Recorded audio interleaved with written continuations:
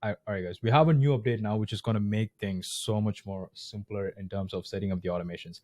So let's say you've already created a project that you want to use, for example, appointment setting, and you want to set up all the automations to make sure the agent is calling your leads on the right time. I'm going to show you how you're going to do that. For example, let's say I created this agent right now, Quick Ad Pro FB. This is for, let's say, Facebook lead follow up, and I want this agent to call my Facebook leads within 5 minutes of coming in. What I would do is go to automations and create a new workflow, start from scratch. If you have an existing workflow, obviously you can install this inside your existing workflows. But for this example, I'm going to create a new workflow. And the trigger here would be Facebook lead form submitted. Right. So Facebook lead form submitted, that would act as a trigger to initiate this workflow. And the next step would be is a wait. So I need the agent to wait for 5 minutes. So I'm going to add a wait here. And then here's the fun part. So before, it used to be so much more complicated. You have to import our snapshots and then do a lot of crazy stuff to make this possible. But right now, all you have to do is click on add action, and you're going to find AI calling right here. And you're just going to select this and find the project that you want to use. So here it will be Quick Ad Pro FB, which is the one that I showed you in the beginning.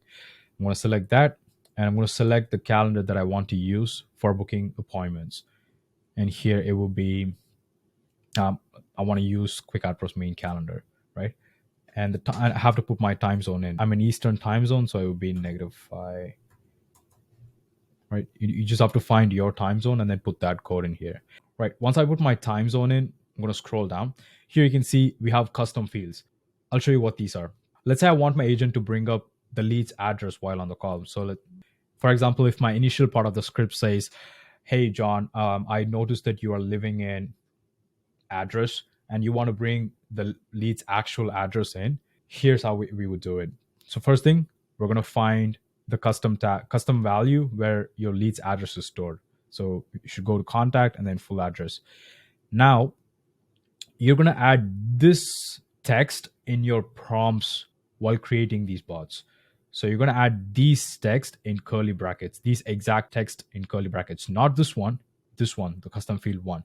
Now you can bring up to 5 custom fields, and you just have to copy paste this custom field in curly brackets on your prompts. And this does not apply to name and phone number because those data would be automatically imported. You can just write first name with curly brackets on the prompt. It would automatically pull the first name, and you don't have to use these for first name, phone numbers, and email. So now we're going to scroll down and you'll see we have questions here. Now, these are the qualifying questions that you have on your prompts, and you want to capture those responses into your CRM. This is how you would do it.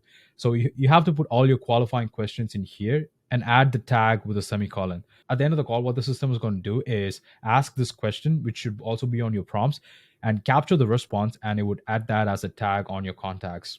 You can copy this and add as many questions and tags as you want as well. So the next thing is called response tag. The system will automatically add tags on your contact based on what the status of the call is.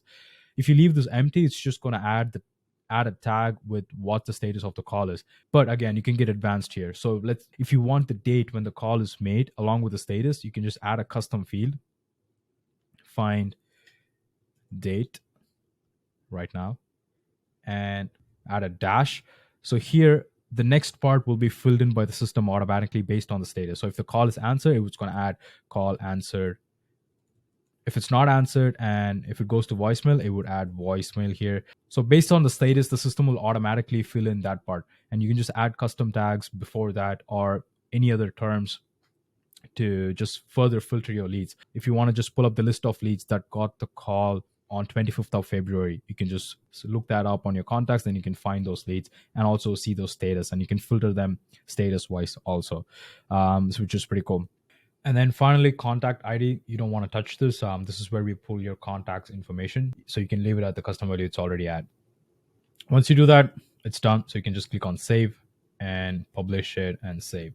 What's going to happen now is when a lead comes in, it's going to wait for 5 minutes and it will trigger an AI call. Now, this new update just made things so much easier. Now you can get really creative with your existing follow-up sequences. Let me show you an example. Right. So here we have our AI follow-up system for one of our companies. Right. So what happens is if a Facebook lead comes in, we have an entire follow-up sequence in place. Now I can add AI calling anywhere in here and connect my agent or create new agents and add different types of campaigns to just make my process much more streamlined. Another thing that I can do is create an appointment reminder agent. So here I have a workflow that sends out appointment reminder messages for my leads. I can combine AI calling in here as well. For example, right here, I can 1 hour before the appointment, I can just click on this, add an AI call. So I can have an agent call my leads an hour before the appointment and make sure they show up for the appointment. This feature is going to allow you to set up all sort of crazy automations that you want, really get creative and really streamline your campaigns for you and your clients.